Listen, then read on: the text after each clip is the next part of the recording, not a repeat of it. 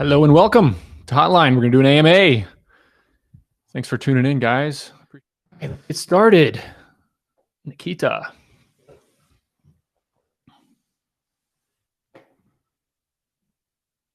Hey. Nikita, how's it going? Pretty good. So my question for you is you've had sort of an explosion in influence on Twitter the last 6 months, huge number of followers. Has that impacted your deal flow in real estate or other parts of life?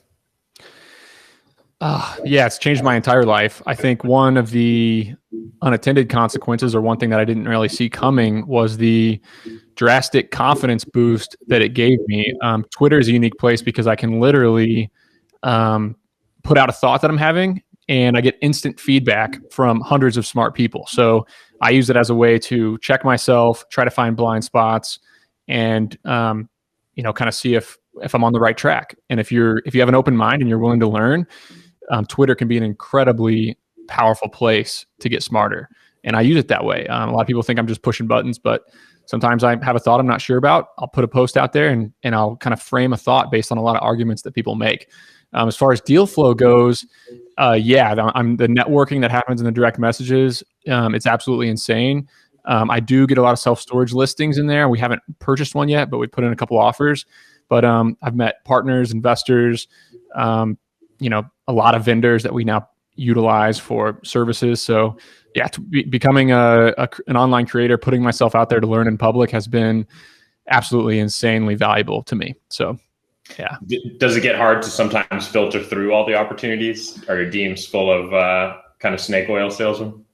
There's a lot of that. I think it's definitely an overload. I mean, the phone addiction that goes along with it, the dopamine hits, the way it makes you feel when you realize you've been staring at your phone for an hour instead of playing with your beautiful 1 and 3-year-old or having a conversation with your wife.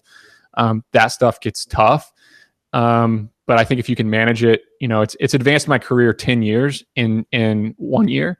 So I think the positives are great, but yeah, finding a way to balance it is really hard. I think being an influencer, yeah, it's opening a lot of doors for me to make more money and advance my career. But as far as living a better life, that's what I'm not sure about yet to be determined. Well, eventually, I think you'll figure out the balance. Thanks. Yeah, cool. I appreciate it. Thanks for having me, and very excited to tune into the rest of the questions. I appreciate it, Nikita. All right.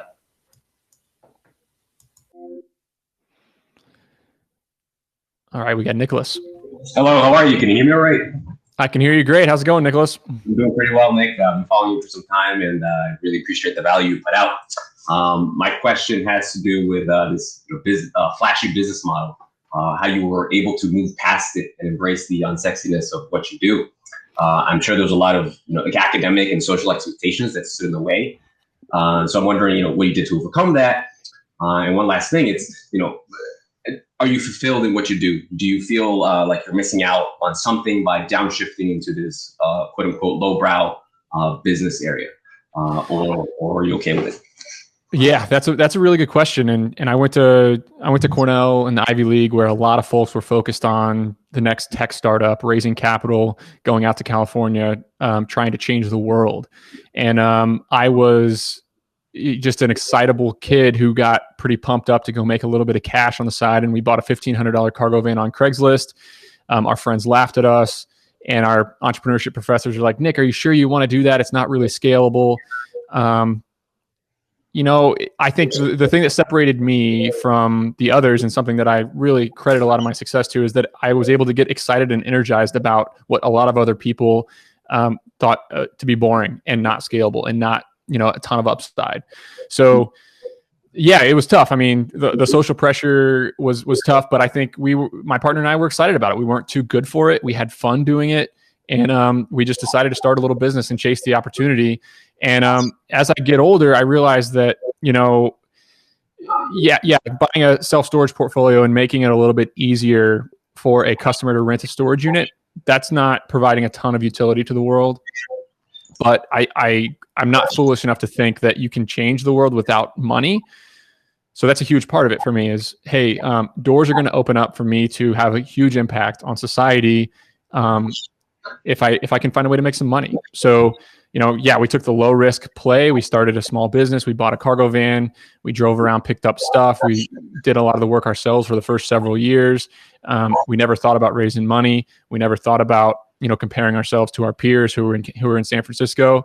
But you know, in a couple of years here, I'll be ready to really do some things to positively influence the world, and I'm going to be really proud of that. So, you know, but yeah, I do find personal fulfillment because I see a lot of doors opening for me and a lot of opportunities opening for me.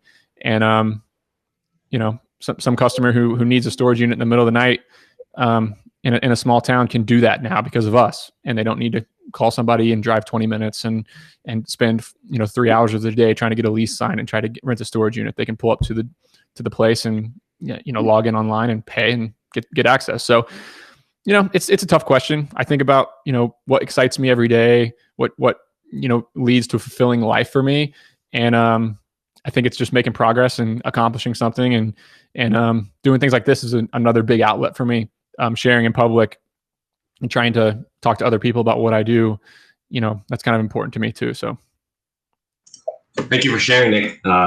Definitely tons of value behind that. I'm in a very similar position where I'm, you know, working in the City University of New York, working big projects with Amazon in the city. And I sometimes question, you know, do I abandon this or I just move into, you know, real estate flipping, which is highly profitable and, you know, there's not strong, you know, competitors right now in my area. So I can very easily tap into that.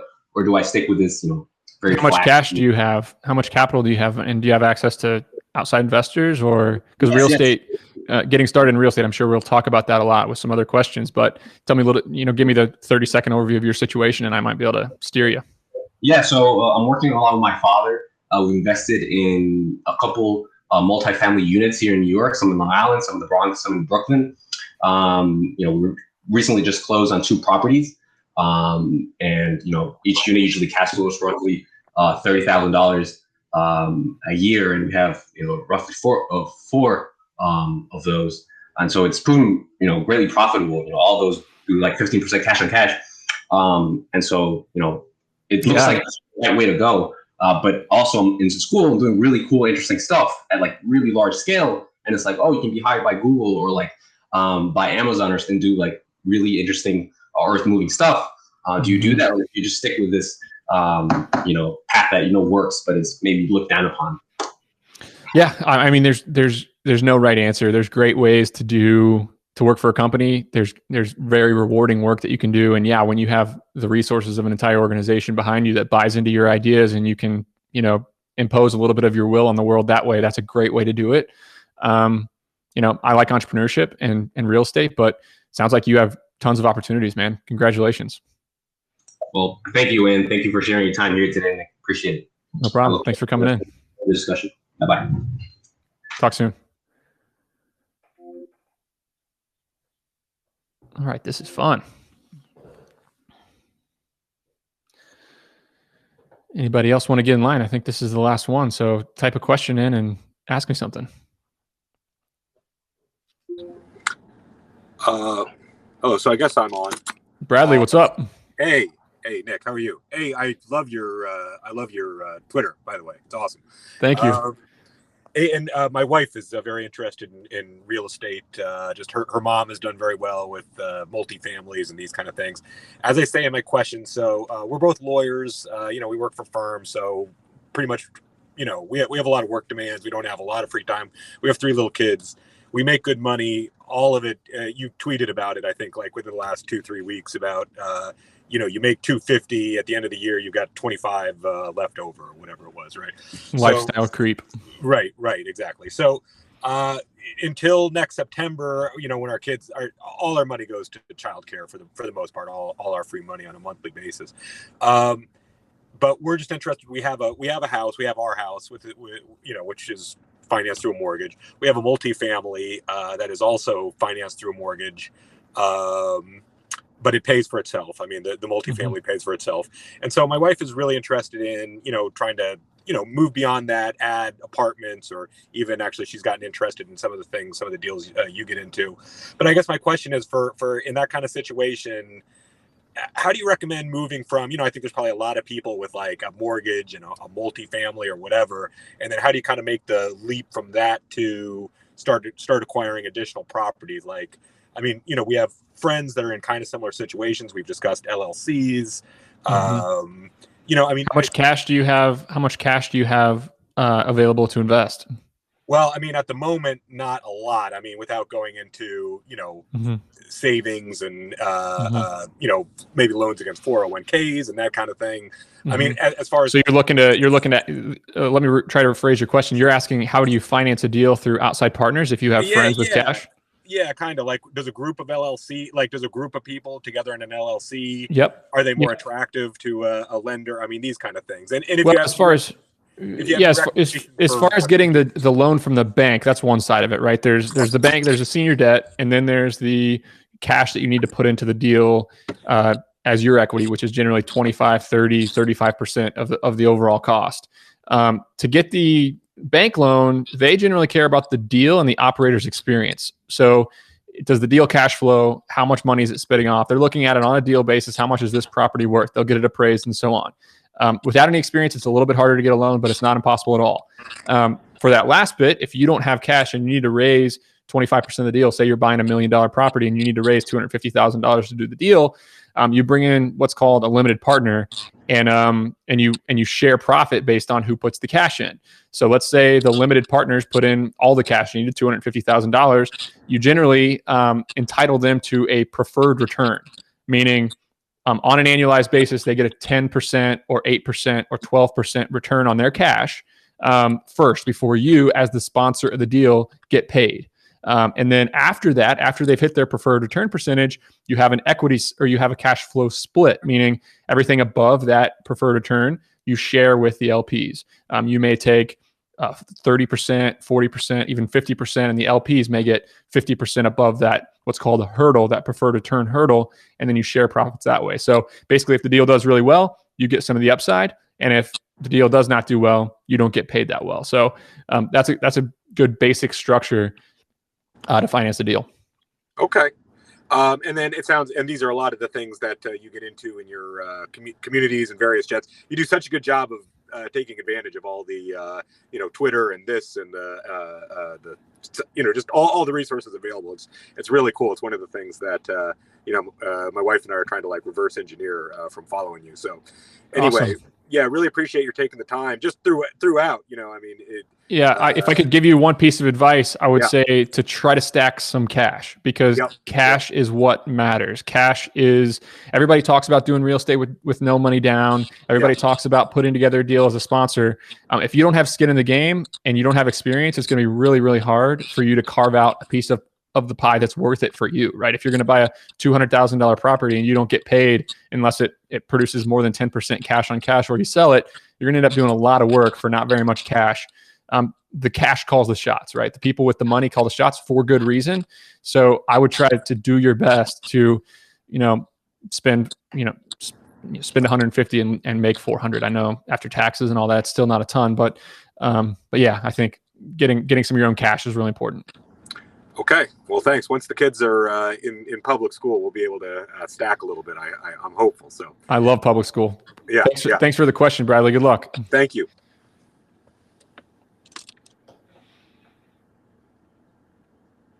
All right. Got some questions down here. I like it. How do I, there we go.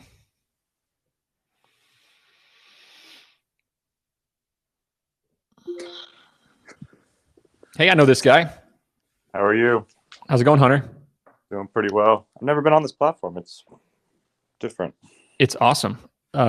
So what are you, how's your self-storage facility deal going that you bought, I think, what was it, 3 months ago? December 30th. We've already hit the numbers that I underwrite with you this month. And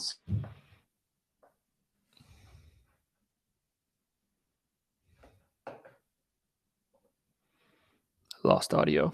Can you guys hear? I think we lost him. That's all right. Let's see. We'll get back Hear in me? line, Hunter. Oh, I can hear you now. Hello. How's it going? Yeah. So your self-storage facility is performing about how we projected? It's all right. We'll wait till his connection. We'll skip to the next guest. Feel free to ask multiple questions, guys, too. If you're down there and you want to ask something else, ask another question, elaborate, we can do it. Hi, Nick. How's it going? Hi, this is my first time. So just wanted to hear your views on the current home prices. And what do you think? Like, do you think a correction, or do you think it will go further up because of the so-called hyperinflation that a lot of people are calling out, right? Because of Fed printing money, there would be a hyperinflation. So what is your view?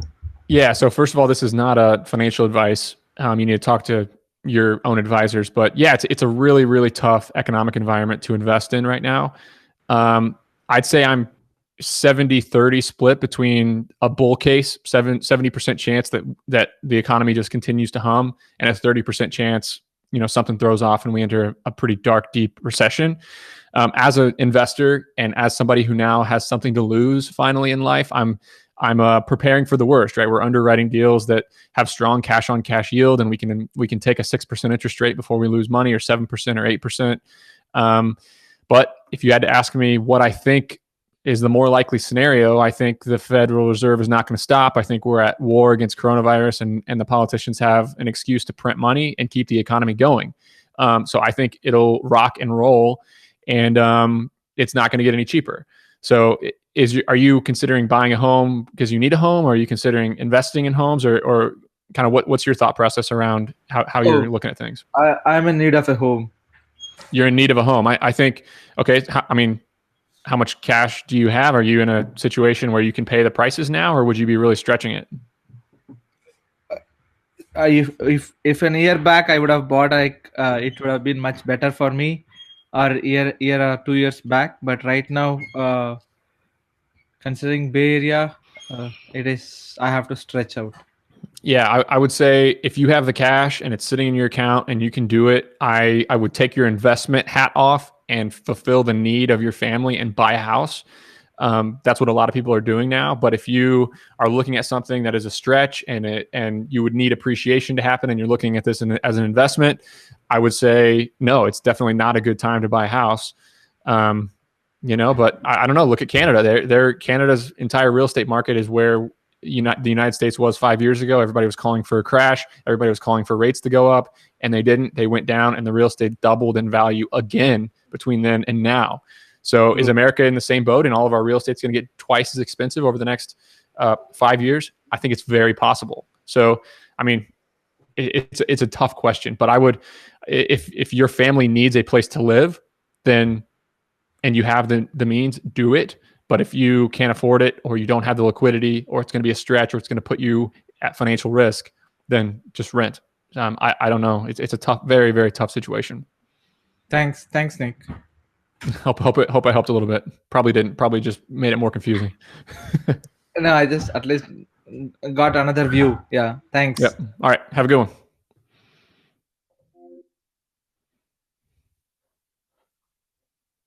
Hello? Jordan, how's it going? Awesome. Hey, how's it going? Pretty good. How can I help you? So, I just had a question, kind of, just wanted to paint out my scenario and just maybe get your advice, because, I have around $200,000 of investable cash, and I'm pretty new to real estate as a whole. Like, this is all very fresh to me. And I just kind of wanted to get your advice on just kind of like a direction to head, or if you have like any sources, or I saw on Twitter at one point you were selling like a course of some sort, but even if it's not that, if there was any kind of like fundamental advice that you would have for someone in my situation, considering the climate that we're in and all that. Yeah. Kind of stuff. What city in the Midwest? Michigan, or state Michigan, like Metro Detroit area. Yeah. Okay, well, that's one of the places in the country that you can find yield in real estate right now. In Austin, Nashville, Atlanta, Miami, real estate prices are so high because everybody thinks they're going to get even higher, that they're foregoing yield for that appreciation, and it's kind of priced in, right? up there you can rent, you can buy residential rentals at the 100 times rule, which cash flow, and the 100 times rule means 100 times monthly rent. If a place is renting for $1,000 a month and you can buy it for $100,000, there's a pretty good chance that as a smell test that asset will cash flow. That's just a rule of thumb. Don't take too much, do a lot more research than that. But yeah, I mean, are you still making money at your day job or bringing in cash? Yeah, definitely. I don't really work anymore. I just do like internet and like software stuff. But yeah, I'm still like bringing in cash, and then a lot of this cash right now that I have is just kind of sitting there. And then I'm more so exposed towards like equities and crypto and stuff like that. But I was trying to like diverse and get into real estate. But yeah, if you have free time and you're going to do the work to learn the ins and outs of how real estate works, I think there's no harm at all in buying something, especially if it's not going to put you in a bad situation. If you can cover 3 or 4 years of expenses without $1 coming in, that's a good place to start. I built a course for people who are serious about real estate with some cash. And that teaches you how to put together, how to structure the deals. I was talking about the LP GP relationship. But yeah, I mean, you're in a really good spot to get started. Cool. This is what people need. Liquidity is the most important part. So find a property that you can underwrite and you can estimate how much it's going to cost to run and how much cash it's going to bring you. And seems like you're in a pretty low risk place. Okay, cool. Awesome. Yeah, that sounds great. Keep up the good work, man. Awesome. Awesome. Yeah. Thanks, dude. Appreciate it. No problem.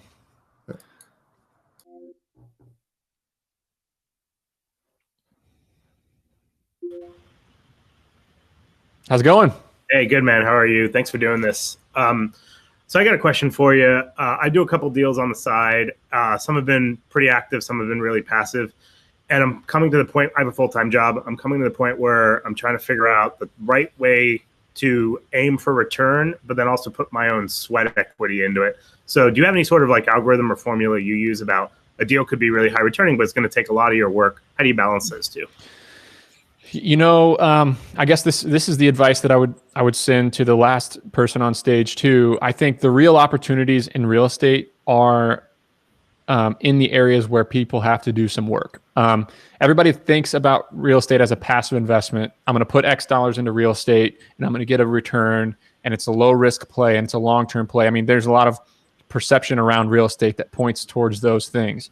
The real opportunities in real estate and the real way to get good yield, especially now when there's so much money looking for passive return, is to do some work. So I come from the sweaty startup era, or the mindset of doing the work, starting a small business, finding a piece of property that has a small business aspect that makes it so that a passive investor cannot buy it. That's what I like. I like a piece of property that I can buy. I have to run a business. I have to get customers. I have to sign leases. I have to do marketing. And I can do all those things better than everybody else. And I can get an advantage and I can drive outsized returns. If you are a passive investor, it's a very, very, very hard place to do your own deals, because the deals that are turnkey, they're getting bought up by the private equity, the European money, the Asian money, all the people who are trying to park money in American real estate. It's happening every day. Millions of dollars are poured into all of our cities, just trying to park money. They don't need to make any money. They're just parking it. And that's part of the reason why real estate prices in San Francisco, Boston, Washington, D.C., New York City, they're so high. So, I mean, are you looking to do not much? You don't have the bandwidth to do much work for the real estate? Is that kind of your situation? You have some cash, but you don't have the bandwidth? It's more that I want to do a bunch of deals, and I just want to make sure that my balance between what the deal is and what it returns is well thought through. The work, I totally understand your point on like you got to do the work to find the exclusivity. At that point, it seems like other alternative investments like buying small businesses, because you're doing the amount of work, managing a small businesses, it's a little closer to that than what people are doing passively on real estate. Absolutely. So, yeah. I think the natural cycle of a real estate investor is, or a very wealthy real estate entrepreneur, it's almost always starts with small business entrepreneurship. They started a business, they made a bunch of money in that business. Either they sold that business or they automated that business, and then they went and bought into real estate, because real estate is then what multiplies the returns and grows the wealth. Real estate's not a very good wealth creator. It's more of a wealth protector, grower. So yeah, you can invest passively as an LP into deals too, right? You can do deals with people who all they do is deals and they know a specific industry, and you can say you have $1 million that you want to get real estate exposure through. You can say, okay, I want to find industrial real estate. I'm going to go talk to Chris Powers. Oh, I want to find LA multifamily. I'm going to go talk to Moses. I want to find, Columbus deals. I'm going to go, talk to this person, that person. And you invest with different operators that you trust and know. And honestly, that is a great way to get yield because those people have some competitive advantages in those areas too. That's awesome, man. Thanks so much. Super appreciate it. No problem. Thank you.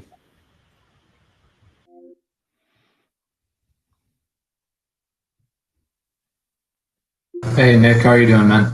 Ross, thanks for coming up, man. How can I help? What do you want to ask me?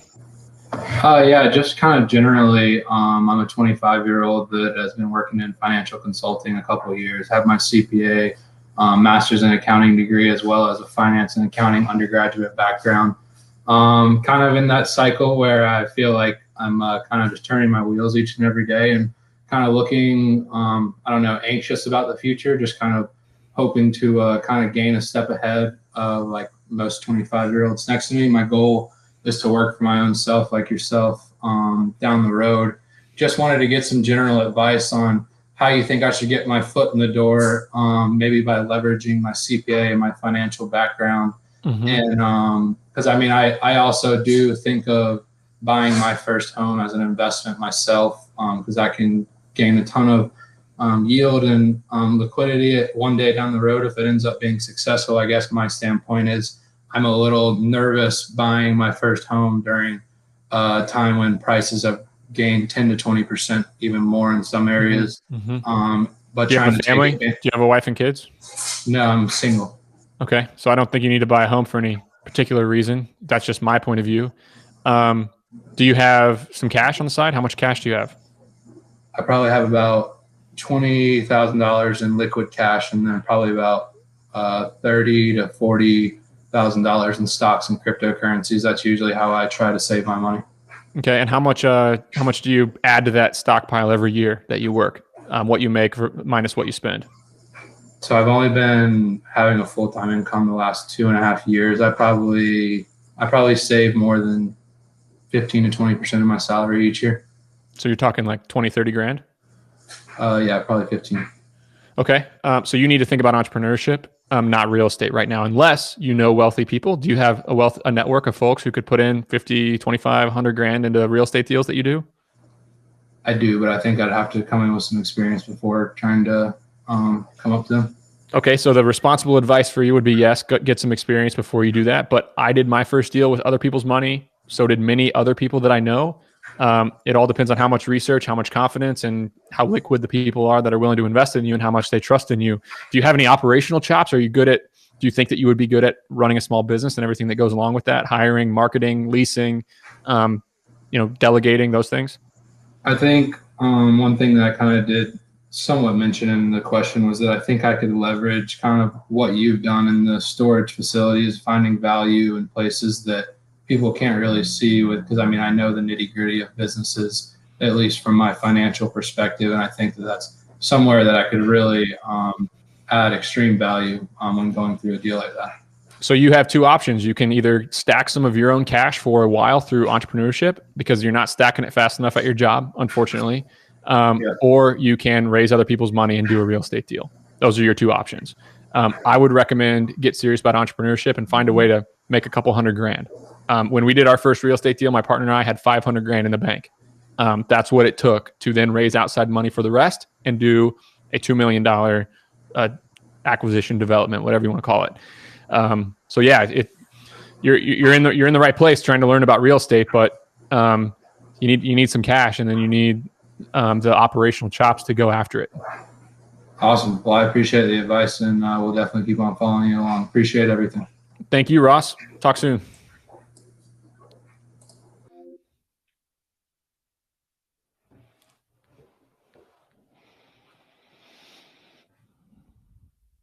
This is awesome. I love this format. Organized, concise. You guys enjoying it? I guess 25 people down there. Feel free to hop up here and ask me something. We're running low on questions in line. Looks like Everest is not ready. Hop back in line, Everest, when you're ready. We'll get to your question. Hi, Nick. So nice to meet you. Thanks again for doing this. This is awesome. I feel like I've learned so much already. Really appreciate it. Cool. Thanks for coming up, Kristen. How can I, you have a question for me? Yeah. So my husband and I, we just bought a second house. We live in New York City, and then we bought a second home in the Poconos in Pennsylvania. And As a rent, you going to rent it out? Oh, we dropped her. Okay. We'll hop back in line when you get back up here.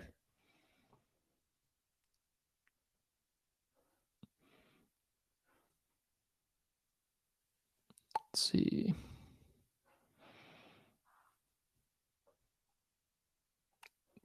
See if we can get a couple people back up here who had some questions, and then if we got no more, we can wrap it up.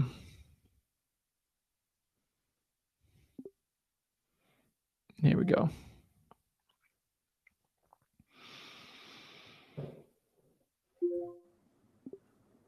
Everest, how's it going? Good. How about you? Sorry, that I'm doing app well. dropped me. No worries. How can I help?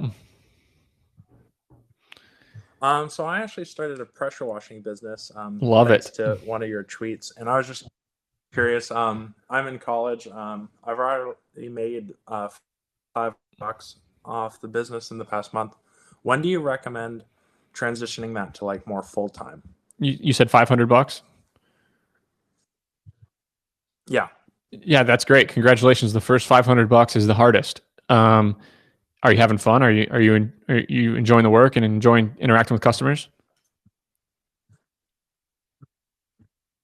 Yeah, it's great. And thank you for the congratulations. I grew up doing this for my home family, and it's just a little bit nicer than doing remote work for me. I like doing services and moving around, I guess. So you're in a great position to go enter a service economy that is overloaded with demand and not enough supply, because not enough people are doing what you're doing. I would say you're a long way away from going full time. You need to be making $500 a weekend before you then add a Friday, and then add a Thursday, and then add a. I mean, we were in my situation. I was a full time college student doing track and field, doing a lot of other things. And we still didn't go full time until we made a commitment to ourselves to bring in 250 customers the very first year. So I would say you still need to get a job if you're in your situation right now when you graduate. But if you're making, $3, $4, $5 a month in profit, then you're ready to go. Sweet. Thank you so much. I'd say keep working hard on the side, man, and then just try to stack the money as fast as possible, trading your time for money, and then when it comes time, go full time, and then hire somebody and take all the steps necessary to work your way up. Yeah. All right, have a good one. Thanks for stopping. Oh, you got another one? Taking a sailing class. I was gonna say I am taking the sailing class, and I was talking to my professor about if docks and marinas they do pressure washing, but he said not really, but people will hire to pressure wash the bilge pumps and different things like that. So I'm going to try branching into that as well. I love it. Keep taking opportunities as they come, and what you're doing 5 years from now probably won't look a whole lot like what you're doing now, just like how what I'm doing now looks nothing like what we were doing just 10 years ago when we started. So I appreciate it, Everest. Have a good day. Yeah. You too. Bye.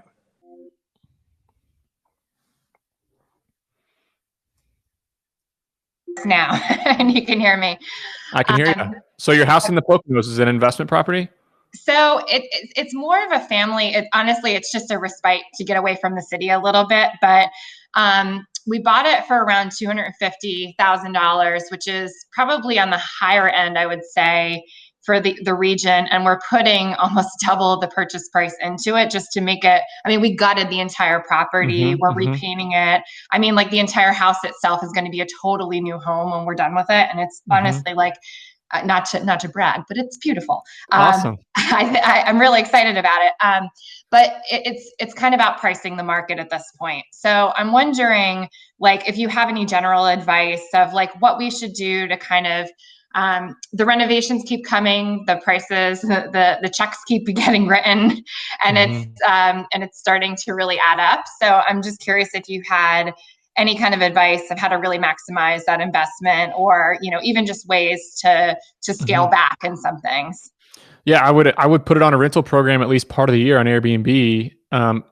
Get a couple guests to stay in there, and then you can treat that. And again, I'm not a CPA, I'm not a tax attorney. You need to get your own advice. But if I owned it, I would try to make some income on it when I'm not visiting it.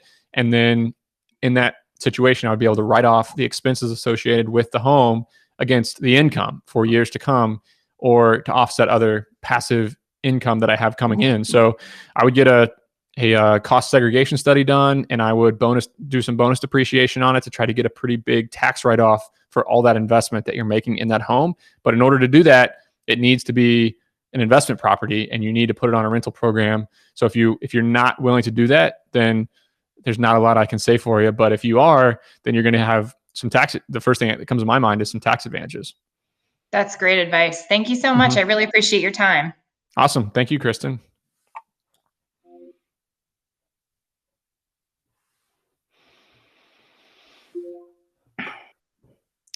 Hey, Nick, can you hear me? Joe, I can hear you. How's it going? Doing well, man. How are you? I'm doing great. Great. Hey, man, I'm so glad that you and your family are safe. It was so I totally beat you to the tears whenever I was watching your video yesterday, but I'm super glad to see that you guys are safe and sound. So thanks for sharing that. It was very vulnerable of you. Thank you. It's okay. Yeah, thanks, man. The support was awesome reaching out, and I'm feeling better, but yeah, it's going to take a little while to get over. But cool. Yeah, it's I feel like I got another shot, so I won't be in a bad mood for a really long time. Right on. Well, we can't wait to see what the future holds. I'm sure it's brighter than ever. Hey, man, the question I have for you, I can totally relate to your reality. We have 3 young kids ourselves, and we're in the entrepreneurial world. And whenever I hear the LP option from a capacity standpoint, I'm like, oh, that sounds great. That's somebody else who I trust, can really own the opportunity and also benefit from it, from our sake, unapologetically. How does one do that? That's something that's obviously very specific. It takes a lot of research, a lot of investment of time and energy. And where would you recommend a starting point that is helpful? Yeah. So Twitter is the place that I would start. The people who tweet about real estate on Twitter are doing it to raise money for their own deals. So yeah, reach out to people that you like. I mean, the good thing about Twitter is you get a look into their mind about how they think about things. So yeah, go on Twitter, find the people tweeting about real estate, get in their DMs, ask to see their decks, ask to get put on their list. But it's much more complicated than that. I mean, you can get part of the way there by underwriting the person and whether or not you get a good feel for them and how their track record is and whether or not you trust them. But to really be an effective real estate investor, you need to understand the assumptions that they're making when it comes to a new deal. Because me, as a GP, I can make a deal look however I want it to look by moving some Excel numbers around and raising this and raising that. You need to be able to figure out what assumptions they're making. So how high are you raising rent? What's the rent now? Can you really do that in this town? What are your expenses going to be? How high are your property taxes going to go? What does that do to cash on cash? What kind of debt are you underwriting? How much of a cap rate compression are you projecting when you sell this thing? There's really 2 types of deals. There's speculative deals where they're banking on a lot of appreciation, and there's cash flowing deals where there's going to be money coming in every month. Yeah. Which one of those 2 do you like more? Is this a low risk? Are you pretty well capitalized and you're okay with betting the market? You don't need cash flow coming in, and you want to sell the asset to double your money, triple your money a couple years from now. There's a GP that does that kind of thing. Is low risk cash flow a thing that, like, you want to have passive income coming in into the future to feed your family without working? Then you can find a GP that the assumptions are built around that. So it's a really tough balance when you don't understand anything at all about real estate on what's a good deal and what's not a good deal. So I would get on crowdstreet.com, start looking at deals. It's just a marketplace for online real estate deals. I don't know that I would recommend investing on one on there, but it'll show you that preferred equity hurdle, meaning the first what % of the deal goes to the LPs. That's called a pref, an 8 pref, 9 pref, 10 pref, 6 pref, whatever it is. The higher the pref, the more money you get before the GP gets paid. What's the acquisition fee? How much are the sponsors putting in themselves? What cap rate are they projecting to sell the asset at? Because if they're underwriting cap rate compression, that's kind of that's very speculative. So it's really tough to say, if it's a good deal or not. Yeah, that's really good, man. And I feel like that's one. Correct me if I'm wrong, but does your course do that kind of training to help somebody like me to learn to do that due diligence on their own, so that they can call somebody out if they're kind of up to something fishy? Yeah, it is. It's literally what you need to know to detect those assumptions and whether or not they're bullshit.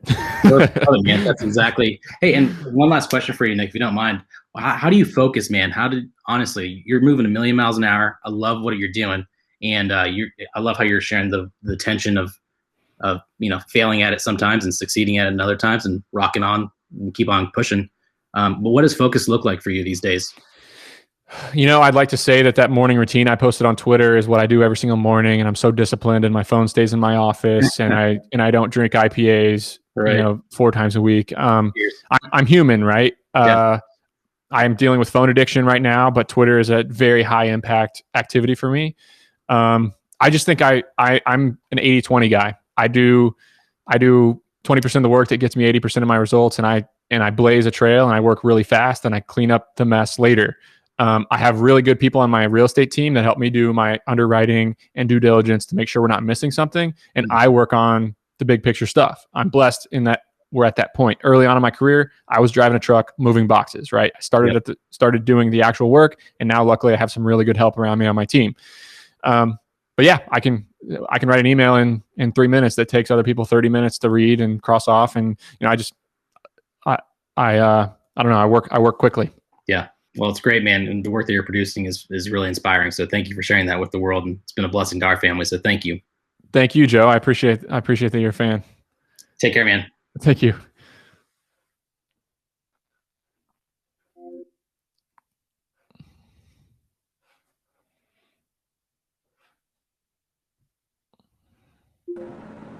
Hey, Nick, can you hear me? Alex, how's it going? It's going all right. Thank you so much for letting me ask my question. So yeah, I'm so sorry. I've just got on lunch. How do we go about this? Go ahead. Yeah. So you said, I'm going to read your question, I guess, and make it easy for you. You're trying to build a startup for a labor intensive business, say yard work, light fixtures, garage doors. You're trying to build a sweaty startup. And I don't use, you saying you don't use your hands and you don't know how to build or repair stuff. So do I suggest you find a technician to partner with to build a business? Is that a pretty good assumption of your question? That's exactly it. Just like it says, I am no handyman. I do not know how to. If I need something done, I'm calling someone. But can you work hard? Can you sweat? Are you afraid to get out in the yard and take your shirt off and work for 3 hours?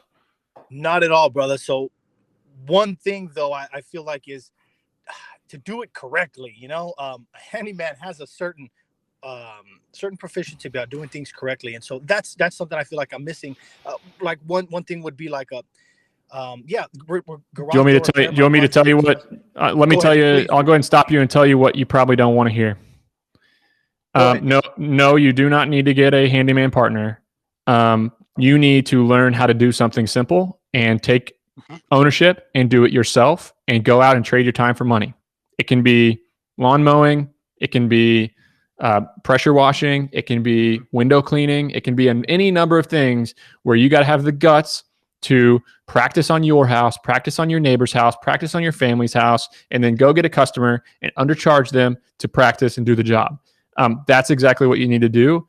And until you've done that, then you're never going to learn how to do this thing called small business. Perfect, brother. Thank you.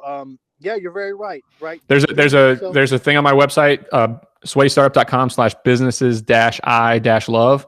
It's got about 300 businesses on there, and many of them I would feel comfortable going out and offering that service right now because I do those things around my house pretty simply. So yeah, you're just gonna have to get resourceful and learn and put yourself out there. Definitely, brother. Thank you so much. Real quick, I want to say, so I have aspirations of owning my own pharmacy, and I feel like pharmacy is very similar to some of the businesses you mentioned where they're using faxes to communicate with customers. There are there's a lot of older pharmacists that run their business the way they did in the 80s and 70s, and times are changing. So that's a business I love. That's a business I love. It doesn't have to be new. It doesn't have to be groundbreaking. You can install some software. You can use some technology. You can do some marketing, and you can absolutely crush it. You're on the right track. I appreciate it. Thank you so much, Nick. Appreciate it. Thank you, Alex. Any last questions, or we'll just go ahead and wrap it up? I appreciate you all tuning in. This is an amazing resource. I'm loving this. I'm loving this platform, and it's a very efficient way to have a conversation with my audience. So, from a creator's perspective, it was great. I hope you guys enjoyed it from your end, and thanks for tuning in. So, we'll talk soon.